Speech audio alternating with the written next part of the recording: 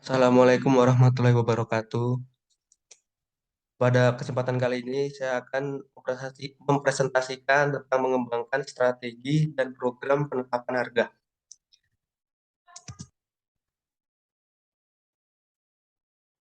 Saya yang bernama Yoga Fata Nur Aziz, NPM 2100002. Memahami penetapan harga. Harga ditetapkan melalui negosiasi antara pembeli dan penjual. Harga beroperasi sebagai determinan utama pemilihan pembeli. Konsumen dan agen pembelian mempunyai lebih banyak akses pada informasi harga dan pemberi diskon harga. Konsumen menekan pengecer untuk menurunkan harga mereka. Pengecer menekan produsen untuk menurunkan harga mereka. Hasilnya adalah pasar yang ditentukan karakternya oleh diskon, besar-besaran, dan promosi penjualan. Lingkungan penetapan harga yang berubah. Pembeli bisa dibagi menjadi tiga. Yang pertama, mendapatkan perbandingan harga secara langsung dari ratusan pemasok. Yang kedua, menyebutkan harga mereka dan berusaha membuatnya dipenuhi penjual. Yang ketiga, mendapatkan produk secara gratis. Penjual dapat dibedakan menjadi dua. Yang pertama, mengamati perilaku pelanggan dan mengantarkan penawaran kepada perorangan. Yang kedua, memberikan akses untuk harga khusus kepada pelanggan tertentu. Baik pembeli dan penjual dapat menegosiasikan harga di lelang dan di bursa online. Bagaimana perusahaan menetapkan harga? Yang pertama, perusahaan menetapkan harga dengan berbagai cara. Pada perusahaan kecil, harga ditetapkan oleh atasan. Pada perusahaan besar, penetapan harga ditangani oleh manajer divisi. Di dalam industri, penetapan harga menjadi faktor kunci. Yang kedua, kesalahan umum dalam penetapan harga adalah tidak sering merevisi harga untuk mengkapitalisasikan perubahan pasar. Yang ketiga, bagi setiap organisasi, strategi penetapan harga yang dirancang dan diimplementasikan secara efektif memerlukan pemahaman mendalam tentang psikologi penetapan harga konsumen dan pendekatan sistematis untuk mengatur, menyesuaikan, dan mengubah harga. Psikologi konsumen dan penetapan harga. Banyak ekonom mengasumsikan bahwa konsumen adalah penerima harga dan menerima harga pada nilai muka atau sesuai yang diberikan. Keputusan pembelian didasarkan pada bagaimana konsumen menganggap harga dan berapa harga aktual saat ini yang mereka pertimbangkan. Memahami bagaimana konsumen sampai pada persepsi harga mereka adalah prioritas pemasaran yang penting.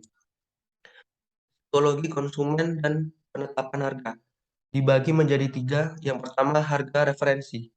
Riset memperhatikan bahwa meskipun konsumen mungkin mempunyai pengetahuan yang cukup banyak tentang kisaran harga, ternyata hanya sedikit konsumen yang dapat mengingat harga spesifik produk secara akurat.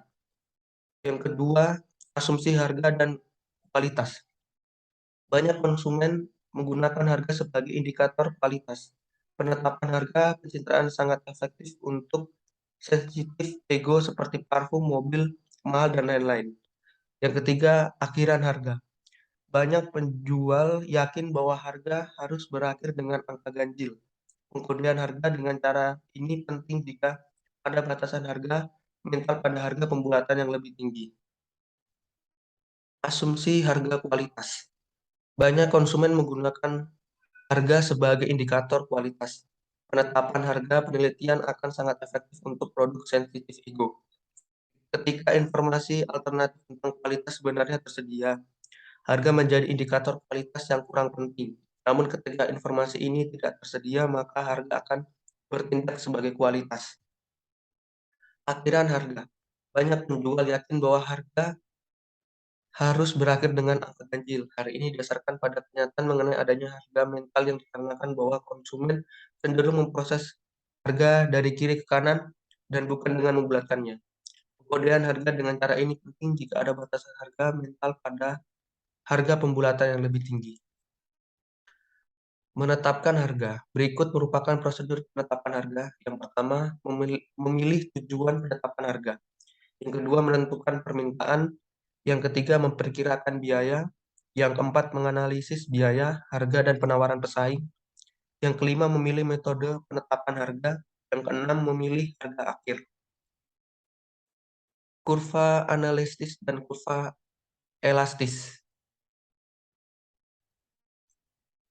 Menyesuaikan harga. Perusahaan biasanya tidak menetapkan satu harga, tetapi mengembangkan struktur penetapan harga yang merefleksikan variasi dalam permintaan dan biaya secara geografis, kebutuhan segmen pasar, waktu pembelian, tingkat pemesanan, frekuensi pengiriman, garansi, kontrak layanan, dan faktor lainnya. Penetapan harga geografis dibagi menjadi 4. Yang pertama barter, yaitu pembelian dan penjual secara langsung bertukar barang tanpa uang dan campur tangan pihak ketiga. Yang kedua, persetujuan kompensasi, yaitu penjual menerima sebagian pembayaran secara tunai dan sisanya dalam bentuk barang. Yang ketiga, offset, yaitu penjual menerima pembayaran penuh secara tunai tapi setuju untuk membelanjakan sejumlah yang di dalam negara tersebut selama periode yang ditentukan. Yang keempat, pengaturan pembelian kembali, yaitu penjual menerima sebagian dari pembayaran dalam bentuk hasil produksi yang diproduksi dengan produk dari penjual. Diskon harga dan insentif dapat dibedakan menjadi 5. Yang pertama, diskon. Diskon adalah pengurangan harga bagi pembeli yang membayar tagihannya tepat waktu. Yang kedua, diskon kuantitas, yaitu pengurangan harga bagi mereka yang membeli volume besar. Yang ketiga, diskon fungsional, yaitu diskon yang ditawarkan produsen kepada anggota saluran dagang jika mereka akan melakukan fungsi tertentu. Yang keempat, diskon musiman, ialah pengurangan harga bagi mereka yang membeli barang atau jasa di luar musim. Yang kelima, insentif, yaitu pembayaran ekstra dirancang untuk mendapatkan partisipasi penjual perantara dalam program khusus. Penetapan harga promosi, yaitu juga dapat dibedakan menjadi 6. Yang pertama, penetapan harga pemimpin kerugian, yaitu perusahaan menurunkan harga merek terkenal untuk merangsang lalu lintas toko lebih banyak.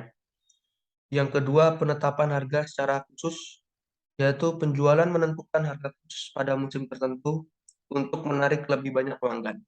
Yang ketiga, rabat tunai, yaitu penjualan menawarkan rabat tunai untuk mendorong pembelian produsen dalam periode waktu tertentu.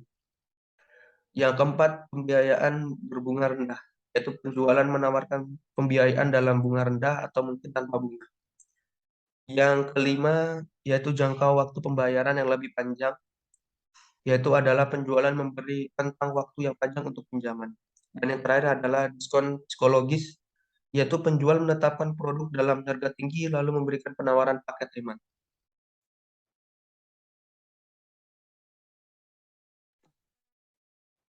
Penetapan harga terdiferensiasi. Yang pertama, penetapan harga segmen pelanggan. Yang kedua, penetapan harga bentuk produk.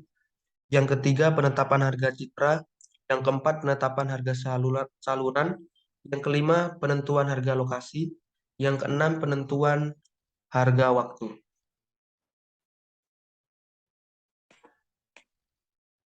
Memulai penurunan harga. Yang pertama, jebakan kualitas rendah.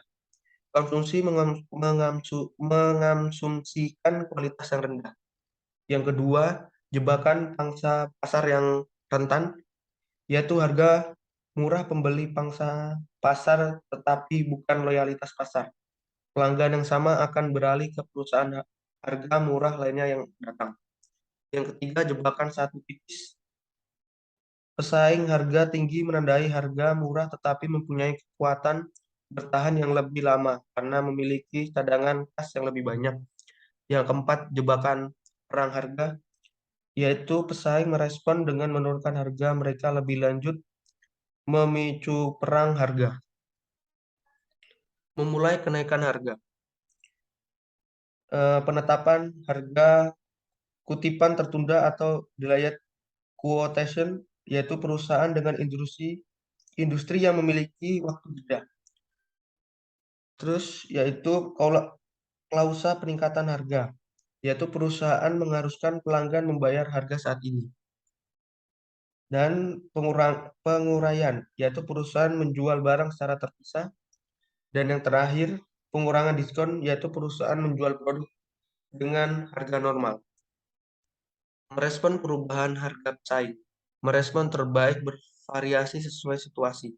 Perusahaan harus mempertimbangkan tahap produk dalam daur hidup, arti pentingnya portofolio perusahaan, maksud dan sumber daya pesaing, harga dan sensitivitas kualitas pasar, perilaku biaya dengan volume dan peluang alternatif perusahaan.